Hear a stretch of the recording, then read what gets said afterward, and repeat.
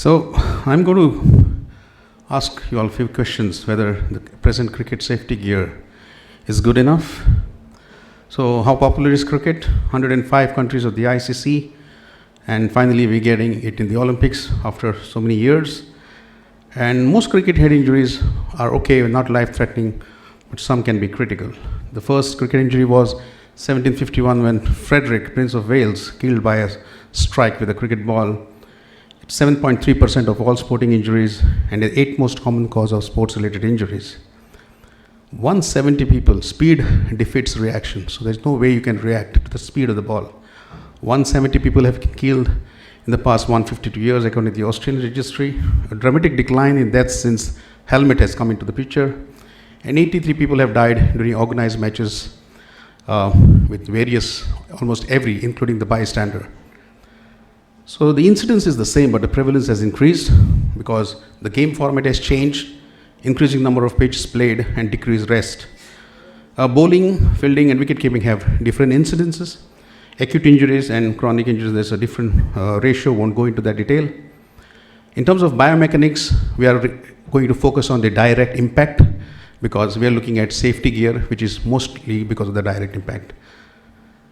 There's been a paradigm shift since ICC instigated a helmet safety project with 3 aims: to maintain a database of cricket helmet-related injuries, identify vulnerable areas of the helmet, and continuing a research and update with different clubs and the helmet manufacturers and players association.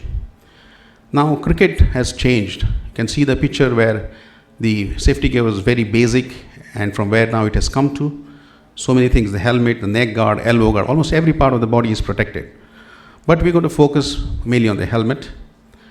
And this pink cherry or the red cherry is the culprit because that's the one which is the projectile which has got high speed, it's got a seam, it's got hardness, it's the proximity to impact and the smaller area of impact. There has been work being done on getting alternative materials to the cricket ball. They've tried out pineapple leaf fibers, Mexican cactus leaves, banana leaves, mushroom, including fungus, and even the fibrous tree barks, because they want to make the cricket ball more biodegradable and less footprint. A lesser history of helmet, we know it took almost a century before we decided that our brains are as equal to our family jewels. So Dennis Amiss was the first one to use the helmet, and World Series cricket in 1977 saw helmet coming into the play. Since 2016, it's been a lot that everybody in 8-yard circle has to use the cricket helmet. So in the helmet, we have the shell, the internal padding, the grill, the chin strap. But recently, a new addition, which is called the stem guard, which came in after the death of Phil Hughes, where we found that the ball can also hit the back of the head. And this has now become part of the additional helmet protection. For whom is it important? Of course, the batsman for sure, but even the wicket keepers and the close-in fielders. We've had 2 deaths in India, Raman Lamba and Ankit Keshri, who are fielders in the short leg, and of course, the umpires also need to think about it. These are the various sites of impact that are possible, and that's the reason we need to have a 360-degree cover for protection of the head and the neck. The problem is the ill-fitting helmet. It's just no point in wearing a helmet. A ill-fitting helmet has more damage because it tends to wobble front and back, and the ball can actually hit the visor and move inside. So you have to choose the correct size. There have been documented 35 cases of injury with a protective helmet, and most of the time the ball has gone through the pick or the wise guard, causing about injuries to the nasal bone and to the orbital fractures. So even the gap is 18 mm smaller than the ball can still sneak through that gap. So we need to think about redesigning this because the helmet surely is not giving you 100% protection. So what are the shortcomings of the helmet? It's a poor fit, a pure visual corridor, inadequate impact attenuation capacity, unsafe peak corridor, thermal discomfort. Playing with the helmet in India is so bloody painful.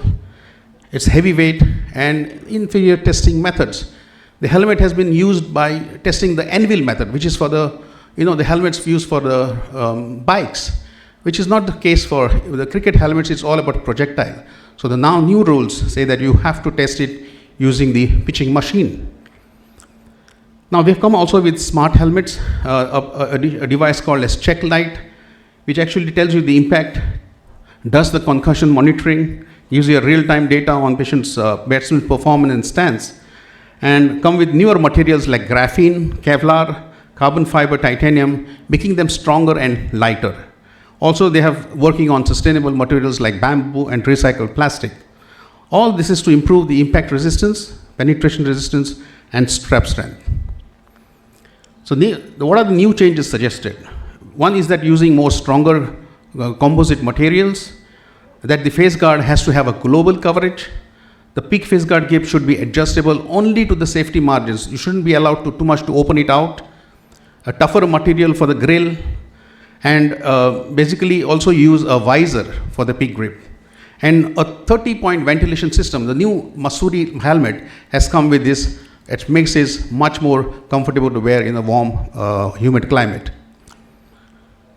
So we have to make these helmets more refined, and they have to be promoted by the cricketing heroes that everybody should wear, because it's not compulsory by law to use it. But safety comes first.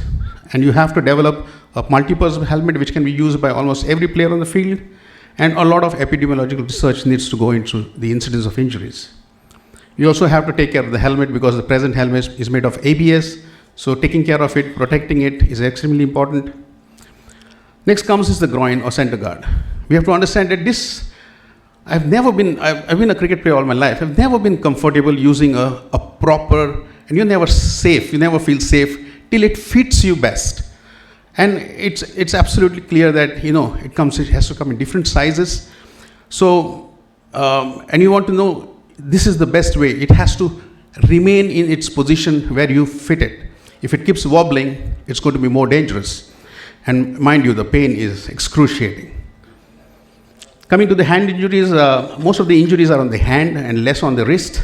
The little and ring fingers are most common. Most common is the DIP dislocations, and most of them are during the fielding activities.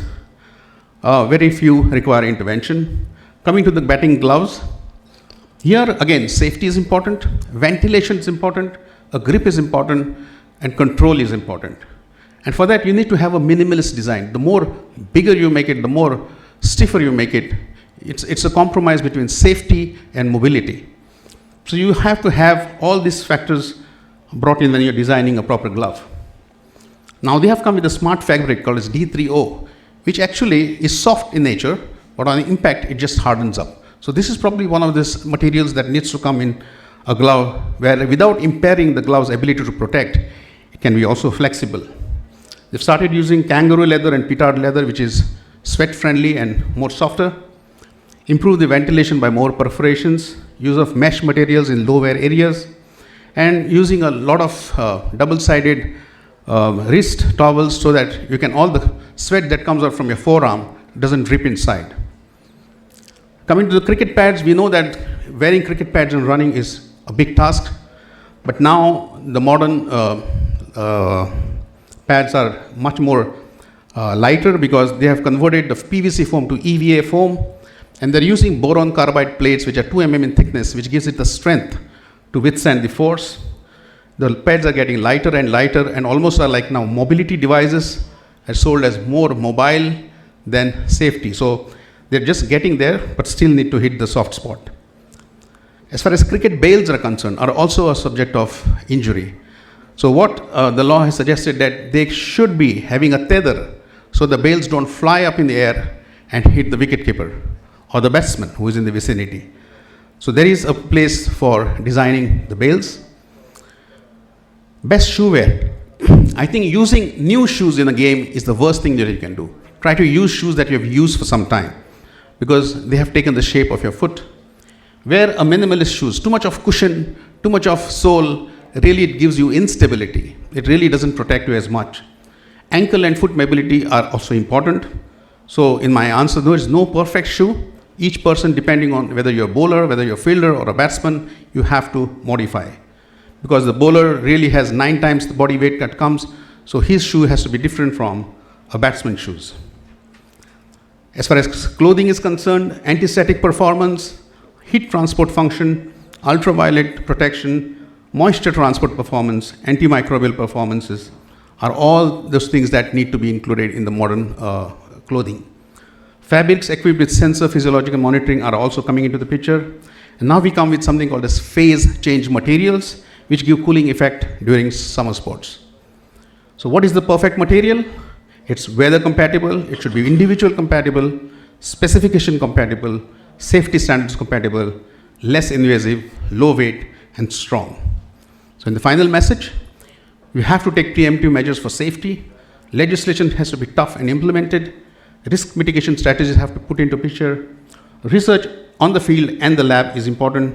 Collaboration with the industry for better material, which is safer and lighter, and technology innovation will help us to be a safety gear. Thank you.